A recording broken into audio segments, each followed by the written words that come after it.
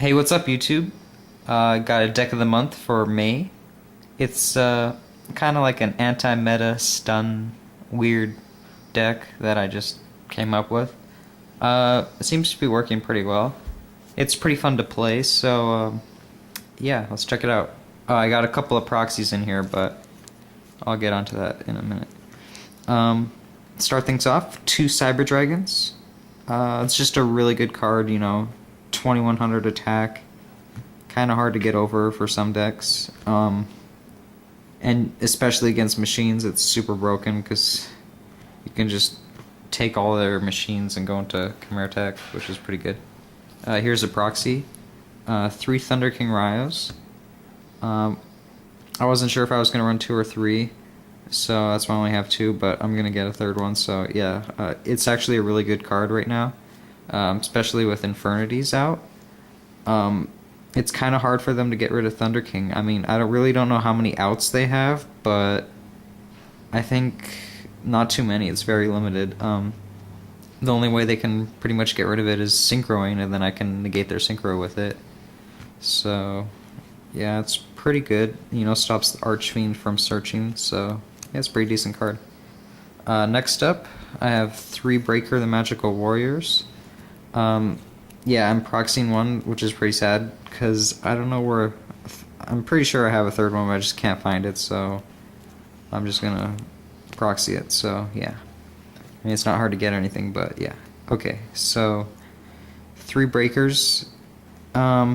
It's pretty good this format. I mean, there's a lot of setting this format, and dimensional prisons and all that kind of stuff. Starlight Roads being set. So Breaker is a really good card. Yep. And next up, I have three legendary Jujitsu Masters.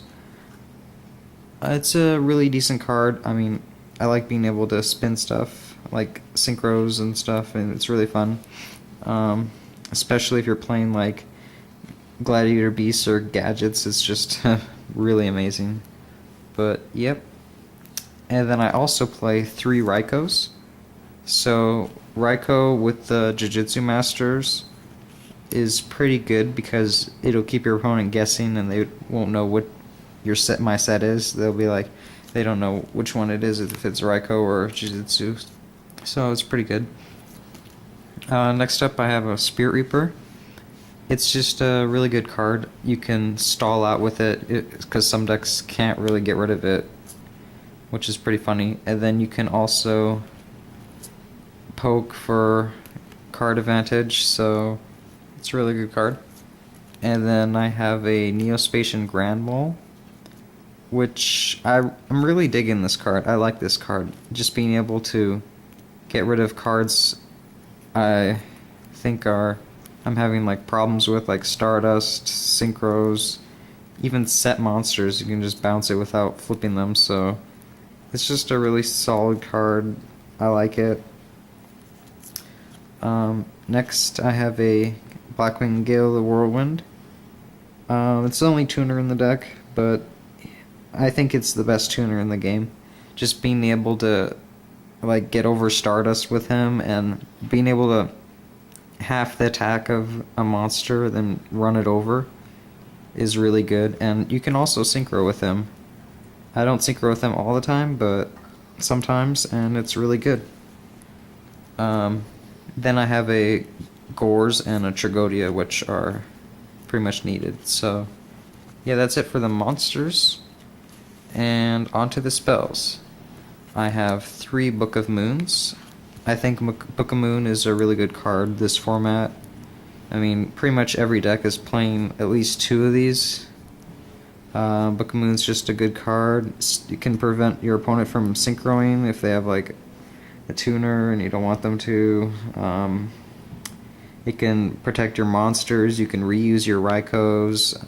It's just a good card. Next up, I have three Smashing Grounds. It's just a very solid card as well. Being able to get rid of monsters that you don't like is really good. So, yep, three Smashing Grounds. And then I have Heavy Storm, Mystical Space Typhoon, and Cold Wave. Cold Wave is probably an interesting choice. This is kind of like a stun deck, so this Cold Wave seems kind of weird. But sometimes you just need to do those plays that can't be stopped. Like, I'll give you an example. If you're playing like machines, and they have like 3 machines on their board, you can Cold Wave and then go into Cyber Dragon without without worrying about bottomless, oppression, all that kind of stuff. You have to play Cold Wave wisely. I mean, it could cost you the game if you play this at a wrong time, because then you can't protect your stuff with your spell and traps. So, I mean, it's a good card because there's a lot of good combos with it in the deck. I mean, you could have a Gale like already out on the field, and then Cold Wave, summon Breaker, then you can like break one of their spell or traps, then go into Arcanite, break some more stuff. It's just a good card for plays that kind of big plays, but you have to time it correctly, or else you can end up killing yourself with it, so that's not good. Then I have 3-Dimensional Prisons. Really good card, you know, just being able to remove stuff. Since everything likes to be in the graveyard, Dimensional Prison gets rid of it, remove it from play, so pretty good. Then 2 Bottomless Trap Holes. You know, we don't really need to talk about it. I mean, pretty much every deck uses 2 Bottomless, so yeah. Then 2 Royal Oppressions, because it's like a stun deck. So Royal Oppression is just really good. I would run 3 if it was at 3, so yeah, Royal Oppression is just a really good card. Then I have Mirror Force, Torrential, and Solemn.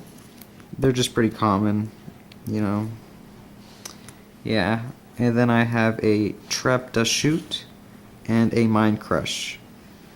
Trap Dust Shoot's just a really good card, you guys know. But Mind Crush, I like Mind Crush. I mean, it's a pretty good card because I'm going to be spinning your monsters with the Legendary Jujitsu Master, and I could bounce stuff with Mole, so I have an idea of what you have in your hand. And you can read what people have in their hand sometimes, like by what they play, how they play. I mean, you can read what they have in Mind Crush by the moves they're doing. So, yeah, it's just a really good card. And there's a lot of cards in the format that search your deck for cards, such as Gadgets, Black Whirlwind, you know, lots of stuff. And Infernities too. If they don't get rid of this, like if they don't dust this on the end phase or whatever, if this manages to survive, if they go for Archfiend and try to get their gun, you can Mind Crush that, which is pretty good. Kind of slows them down. So, yeah. Well, that's the deck, guys. Let me know what you think, and I will see you all later. Alright, bye.